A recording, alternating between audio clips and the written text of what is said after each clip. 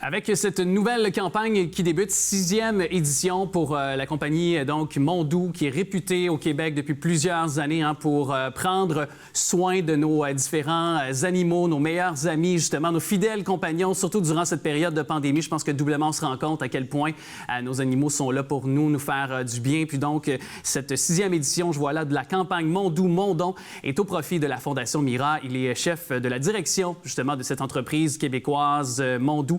Monsieur Martin Deschênes qui est avec nous. Merci d'être là, Monsieur Deschênes. Merci de nous recevoir. Merci d'être là. Et donc, peut-être préciser ce que c'est, tout d'abord, pour peut-être ceux qui sont des nouveaux initiés à cette campagne, même si on en est à cette 6e édition, ce que c'est la campagne Mondou, Mon Don. La campagne Mondou, Mon Don, c'est une campagne où on sollicite en fait les gens du public, donc nos clients chez nous, à donner généreusement, à aider une fondation comme celle de Mira. Une fondation comme Mira reçoit aucune subvention gouvernementale et vit de ces dons-là du public puis des entreprises qui côtoient. Donc on participe fièrement à ça. Et toute la clientèle autour de nous contribue aussi à la cause. Puis c'est ce qui fait en sorte que, justement, comme vous l'avez dit, à travers les 5 dernières années, on a réussi à remettre 1,6 million à Mira. Et ces fonds-là, cet argent qui est amassé, peut être pour quelqu'un qui veut donner, qui veut redonner, qui a déjà donné. Donc, est-ce qu'il y a des réalisations? Est-ce qu'il y a des façons concrètes dont les fonds sont dépensés au soutien des animaux, du bien-être des animaux? En fait, ces dons-là vont pour aider justement la Fondation à vivre puis à faire ses activités standards normales. Donc, ils ont besoin d'argent beaucoup pour former leurs chiens à la Fondation, soutenir les familles d'accueil, payer les entraîneurs, aider les bénéficiaires.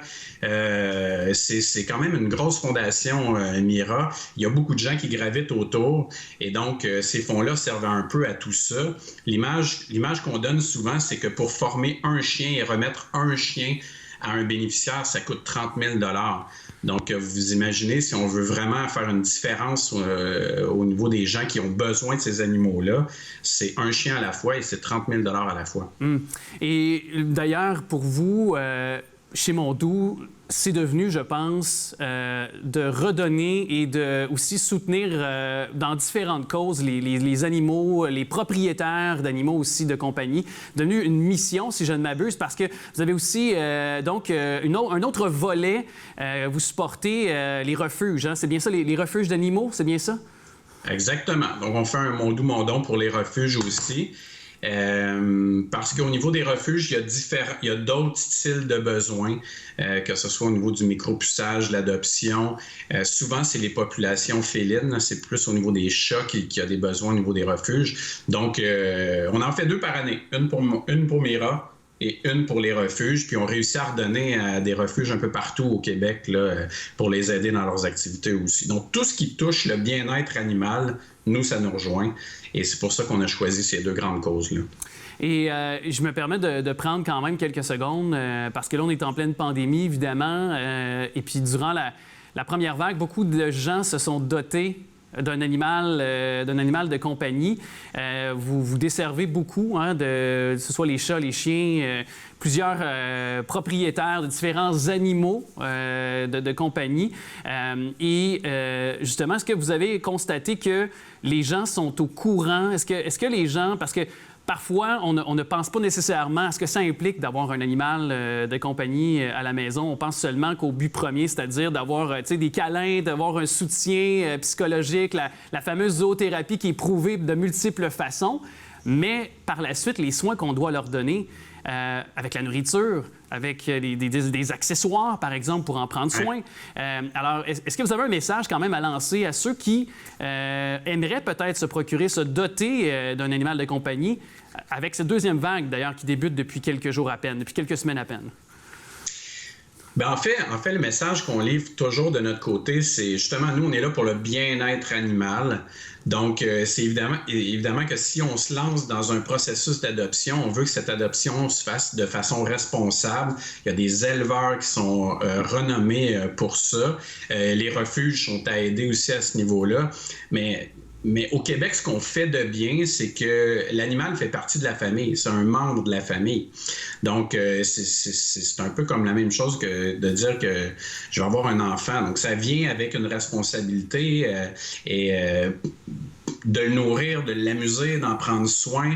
Donc, ça vient. Mais la population au Québec est vraiment, vraiment très, très opte beaucoup pour le bien-être animal. Donc, ça facilite pas mal les choses. Mais le message, c'est ça. Si vous posez ce geste-là, faites-le de façon responsable.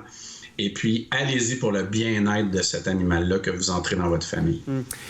Je me permets cette question-là aussi parce qu'il nous reste pas beaucoup de temps, mais je la pose pour peut-être pour vous d'offrir un service quand même qui est essentiel durant la période de pandémie, justement pour le bien-être des animaux, continuer à ce que nos familles du Québec puissent prendre soin de leur animal. Mondou est une entreprise qui est essentielle.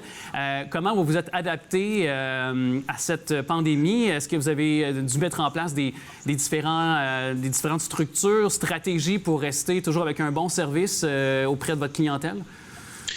Nous, on a fait partie des chanceux qui était un service essentiel. Donc, nous, on est resté ouvert. Tous les emplois ont été protégés de notre côté. Et puis, oui, on a vécu la crainte des Québécois, comme ils l'ont vécu dans les épiceries, de se dire, mais peut-être que mon animal n'aura pas tout ce qu'il a besoin. Mais comme on avait une force logistique assez forte, nous, on gère toute notre chaîne logistique. Ça nous a permis de rapprovisionner beaucoup plus rapidement les magasins. Mais on a quand même eu à s'adapter au niveau des ventes en ligne. On vendait en ligne, mais ça l'a complètement explosé, comme dans tous les domaines. Et donc, on a eu à grossir les lignes de préparation pour subvenir à la demande. Mais on a un message vraiment de remerciement, nous, à faire aux Québécois qui nous ont suivis, qui nous ont encouragés, puis qui font qu'aujourd'hui, on est toujours là, puis on va être là dans la deuxième, la troisième. On espère qu'il n'y aura pas des millions de vagues, mais on est convaincus qu'on va être là pour le bien-être animal puis pour les gens au Québec. Fait que si j'ai un chien qui s'appelle Gaston, il est sûr d'avoir son sac de moulé. C'est certain. Okay. Je le garantis. OK, génial. Hey, un grand merci de nous avoir parlé, M. Deschênes. Vous êtes bien sûr chef de la direction de Mondou. Puis merci beaucoup de prendre soin de nos animaux, mais aussi d'être un fleuron québécois. Merci d'être là. Merci d'être au rendez-vous puis de prendre soin de vos animaux. Ça a été un plaisir.